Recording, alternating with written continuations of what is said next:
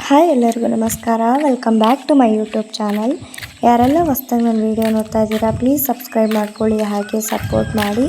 ಪಕ್ಕದಲ್ಲಿರೋ bell ಐಕಾನ್ನ press ಮಾಡಿ. ನಾನು ಯಾವುದೇ ವಿಡಿಯೋ ಹಾಕಿದ್ರು ಬೆಳಗ್ಗೆಯಿಂದನೇ ವ್ಲಾಗ್ನ ಸ್ಟಾರ್ಟ್ ಮಾಡ್ತಾ ಇದ್ದೀನಿ.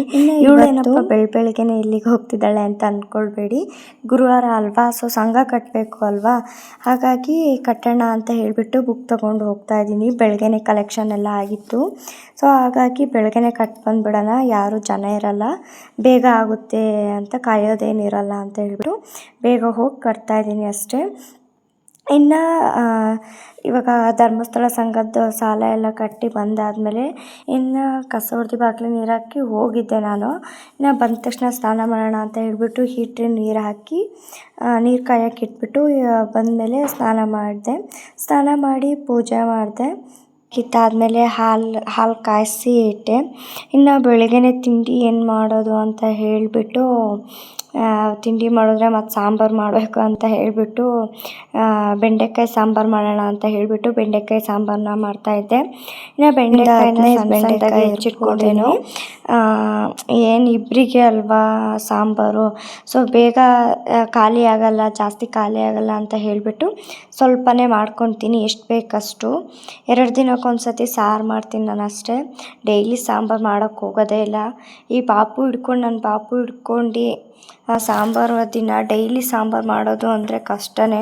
ಯಾಕಂದರೆ ತಿಂಡಿನೂ ಮಾಡಿ ಸಾಂಬಾರು ಮಾಡಿ ಮಧ್ಯಾಹ್ನ ಊಟ ಅಂದರೆ ತುಂಬ ಕಷ್ಟ ಆಗುತ್ತೆ. ಇವಳು ಬಿಡಲ್ಲ ಪಾಪು.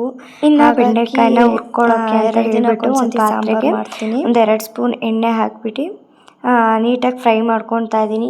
ಈ ಬೆಂಡೆಕಾಯಿ ಫ್ರೈ ಮಾಡ್ತಾ ಇರಬೇಕಾದ್ರೆ ಸ್ಟಾರ್ಟಿಂಗು ಒಂಥರ ಅಂಟು ನೊರೆ ಒಂಥರ ಇದ್ರ ಥರ ಬರ್ತಾ ಇರುತ್ತೆ ನೋಡಿರಿ, ಹಾಗಾಗಿ ಅದು ಹೋಗೋ ತನಕ ಒಂದು ಸ್ವಲ್ಪ ನೀಟಾಗಿ ಫ್ರೈ ಮಾಡ್ಕೊಬೇಕು. ಇನ್ನು ಬೆಂಡೆಕಾಯಿ ಫ್ರೈ ಆದಮೇಲೆ ಈ ಕಡೆ ಅದು ಫ್ರೈ ಆಗ್ತಾಯಿದೆ, ಲೈಟಾಗಿ ಸಣ್ಣ ಉರಿಲಿ ಇಟ್ಟಿದ್ದೀನಿ.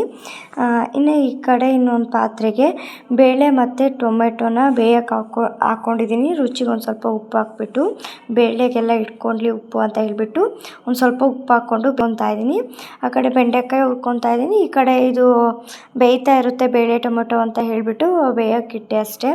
ಇನ್ನು ಅದು ಬೇಳೆ ಟೊಮೆಟೊ ಬೇಯ್ತಾ ಇರುತ್ತೆ, ಬೆಂಡೆಕಾಯಿನೂ ಹುರಿದಿದ್ದಾಗಿತ್ತು, ಅದನ್ನು ತಣ್ಣಗಾಗಿ ಬಿಟ್ಟು ಇನ್ನು ಖಾರಕ್ಕೆ ಮಿಕ್ಸಿ ಮಾಡ್ಕೊಳ್ಳೋಣ ಅಂತ ಹೇಳಿಬಿಟ್ಟು ಮಿಕ್ಸಿ ಜಾರಿಗೆ ಹಸಿ ತೆಂಗಿನ ತುರಿ ಒಂದು ಸ್ವಲ್ಪ, ಆಮೇಲೆ ಈರುಳ್ಳಿ, ಬೆಳ್ಳುಳ್ಳಿ, ಒಂದು ಮೀಡಿಯಮ್ ಸೈಜಿಂದ ಈರುಳ್ಳಿ ತೊಗೊಂಡಿದ್ದೀನಿ, ಒಂದು ಎಸ್ಲು ಬೆಳ್ಳುಳ್ಳಿ, ಹಾಗೆ ಸಾಂಬಾರು ಪುಡಿ, ಖಾರದ ಪುಡಿ ರೆಡಿ ಮಾಡ್ಕೊಳ್ಳೋಷ್ಟೊತ್ತಿಗೆ ಒಂದು 3/4% ಬೇಳೆ ಟೊಮೊಟೊ ಎಲ್ಲ ಬೆಂದಿತ್ತು ಅಂತ ಹೇಳಿಬಿಟ್ಟು ಒಂದು 2 ಸ್ಪೂನ್ ಬೇಳೆ ಟೊಮೊಟೊನೂ ಹಾಕ್ಕೊಂಡು ನೀಟಾಗಿ ಮಿಕ್ಸಿ ಮಾಡ್ಕೊಂಡು ಬಂದೆ. ಇನ್ನು ಕೂಲಾಗಿದ್ದಾದಮೇಲೆ ಬೇಳೆ ಟೊಮೊಟೊ ಎಲ್ಲ 3/4% ಬೆಂದಿತ್ತಲ್ವ, ಸೊ ಹಾಗಾಗಿ ಇವಾಗ ಬೆಂಡೆಕಾಯಿನ ಹಾಕಿದೆ. ಯಾಕಂದರೆ ಜಾಸ್ತಿ ಬೇಯಿಸಬಾರ್ದು ಬೆಂಡೆಕಾಯಿ, ಯಾಕಂದರೆ ಹುರಿದಿರ್ತೀವಲ್ವ ಬೇಗ ಬೇಯುತ್ತೆ ಬೆಂಡೆಕಾಯಿ.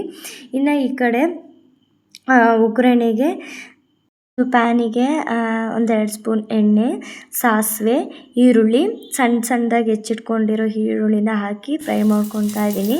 ಇನ್ನು ಅದು ಫ್ರೈ ಆದಮೇಲೆ ಒಗ್ಗರಣೆ ಸತನು ಆ ಸಾಂಬಾರಿಗೆ ಹಾಕಿ ನೀಟಾಗಿ ಮಿಕ್ಸ್ ಮಾಡ್ಕೊತಾ ಇದ್ದೀನಿ. ಇನ್ನು ರುಚಿಗೆ ಎಷ್ಟು ಬೇಕಷ್ಟು ಉಪ್ಪು ಹಾಕ್ಕೊಳ್ತಾ ಇದ್ದೀನಿ. ಆಯಿತು ಅಂತ ಹೇಳಿಬಿಟ್ಟು ಅಡುಗೆ ಮನೇನ ಒಂದು ಸ್ವಲ್ಪ ತುಂಬಾ ಮೆಸ್ಸಿ ಮಾಡ್ಕೊಂಡಿರ್ತೀನಿ ಅಡುಗೆ ಮಾಡಬೇಕಾದ್ರೆ. ಅದರಲ್ಲೂ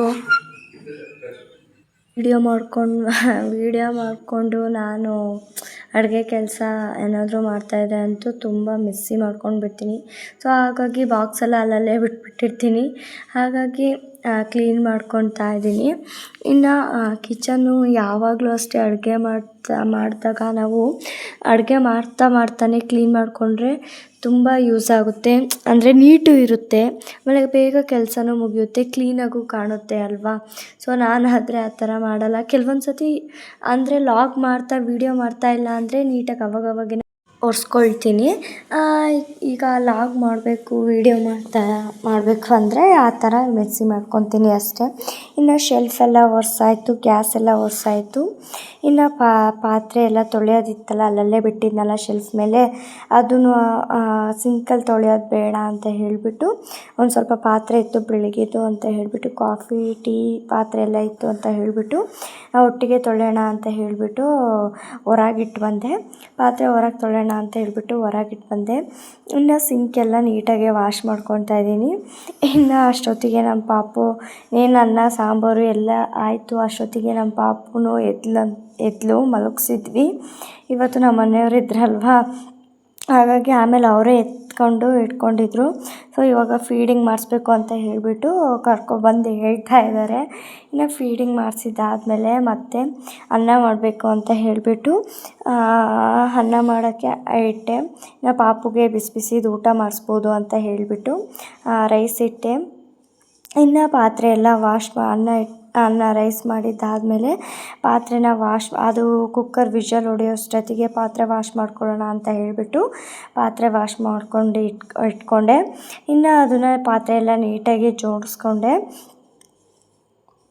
ಇನ್ನು ಪಾತ್ರೆ ಜೋಡಿಸಿದ್ದಾದಮೇಲೆ ಪಾಪುಗೂ ಒಂದು ಸ್ವಲ್ಪ ಊಟ ಮಾಡಿಸಿ ಇವಾಗ ಸ್ನಾನ ಮಾಡಿಸೋಣ ಅಂತ ಹೇಳಿಬಿಟ್ಟು ನಾನು ಗ್ಯಾಸಲ್ಲೇ ಸ್ನಾನ ಮಾಡಿಸೋದು ಪಾಪುಗೆ. ಸೊ ಒಂದು ಕಡೆ ಎಣ್ಣೆ ಇಟ್ಕೊಂಡಿದ್ದೆ. ಇನ್ನು ಪಾಪುಗೆ ಸ್ನಾನ ಮಾಡಿಸಿ ಆಯಿತು. ಐ ಹೋಪ್ ಈ ವಿಡಿಯೋ ಇಷ್ಟ ಆಗಿದೆ ಅಂದ್ಕೊತೀನಿ. Thank you.